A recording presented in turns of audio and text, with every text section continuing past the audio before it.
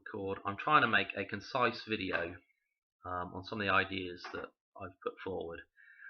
And one of the main ideas is this idea that you can't make a contract. Okay, not something that is legally binding, not something that's binding over a period of time. We've got this thing called nature, and in nature we age. And I know that I'm not the same man I was 20 years ago. So the notion of making a contract 20 years ago for the man now to be fulfilling is utter nonsense. The contract would have to be, in order for that to work, or in order for a contract to work within a natural setting, the contract would also have to be able to adapt to as the man changes. Okay, so that contract would essentially have to be an adaptive contract.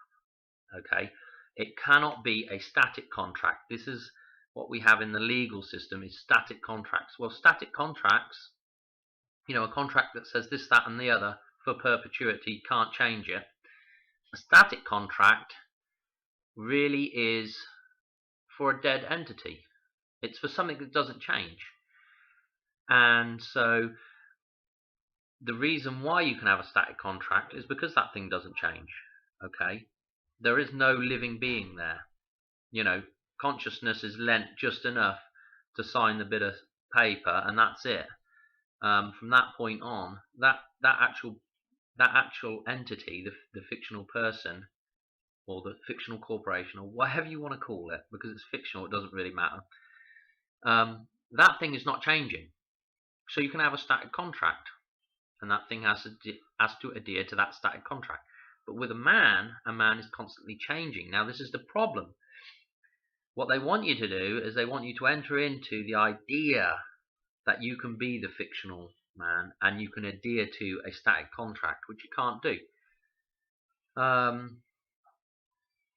So this idea of putting clauses on, get out clauses and penalties for early withdrawal from a contract, that is all legal mumbo jumbo that's put there for an entity that is dead.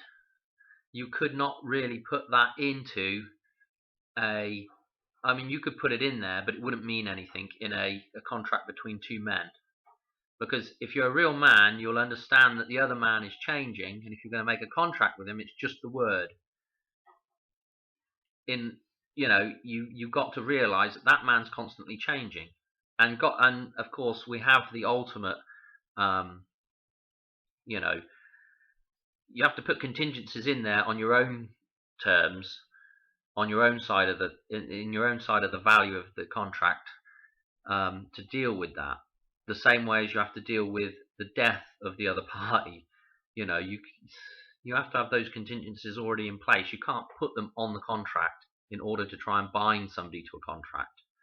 That's just wrong in the eyes of natural law. Typically, I would say it wouldn't even be, even if you put that in there, it wouldn't be upholdable by natural law when you look at how natural law works.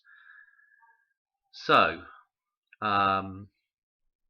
anyway, somebody would say to me, now this is the problem with this idea of a contract not being able to be continued in perpetuity as it was originally written. The problem is, this is the problem that arises, and it's not really to do with contracts, but it's to do with harming another being. Okay, now if you went ahead and harmed another being, okay, then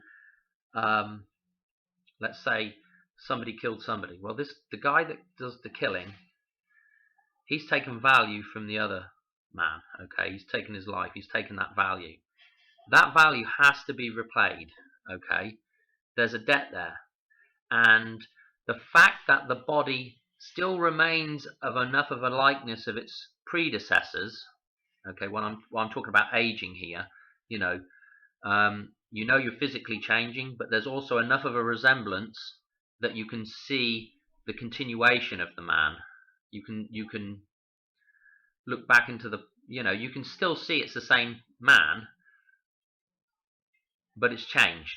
Okay, so this is where it gets a little more complicated. But that you can go back to the root of where the inequity happened, and then that has to be repaid by the man that's alive now.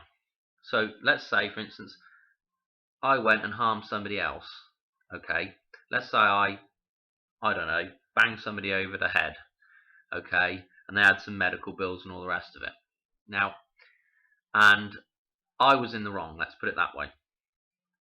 Now that damage has to be repaid. Now I can't turn around and say, look, I'm a different man to the guy that did that. That wasn't me. Well, it was me. And what's actually happened is, minute to minute, the value that was taken from that other man has now been, if you like, passed on into my, it's been taken by me, and then I am passing it on every moment that goes by to the new man. Okay? So that value has been inherited by whoever's last in line, the present me, as inheriting that value. And the same goes with getting out of a contract. If I say, no, I'm not that man that was in that contract anymore, that's all well and good for getting out of the contract, but the value that's been inherited, which we can see the lineage to the present day man, to the man living in the now, that value that's been passed on has to be repaid back. Okay, so there's no sort of trying to get out of a situation by saying, well, that was a different man, because we can see the lineage and where the value has descended to the present day man, to the here and now man. Boy, I need to think about this video again and probably do a much simpler, maybe I should do a flow diagram of this, to make it more clear.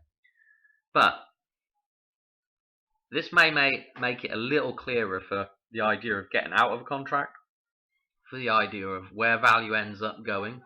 And it's all plain common sense. All stuff we can observe in nature, natural law, and basically just made up of common sense. Okay? We can observe that this is the same man it was 20 years ago, but it's not the same man in the sense of it's constantly changing. But there's enough of a pattern still here of the original man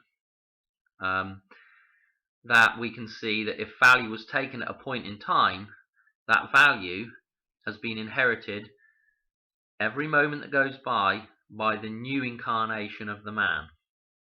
So I know that gets a bit complicated, but that kind of explains why you can't have a contract in perpetuity, yet the value that is taken from another, whether it be in a contract or through a wrongdoing, can always be assigned to that man, and we can always trace that back.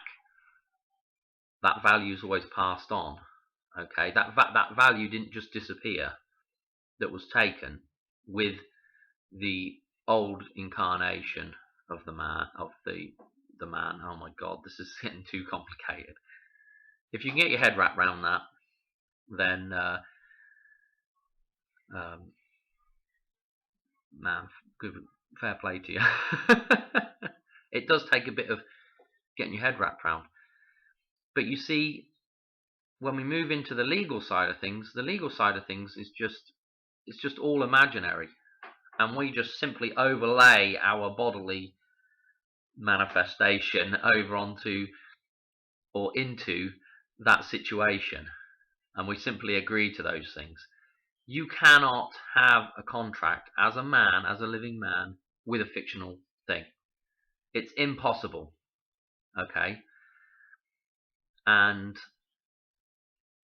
you cannot give your consciousness or your body to a fictional thing. You just can't do it physically. You cannot do it.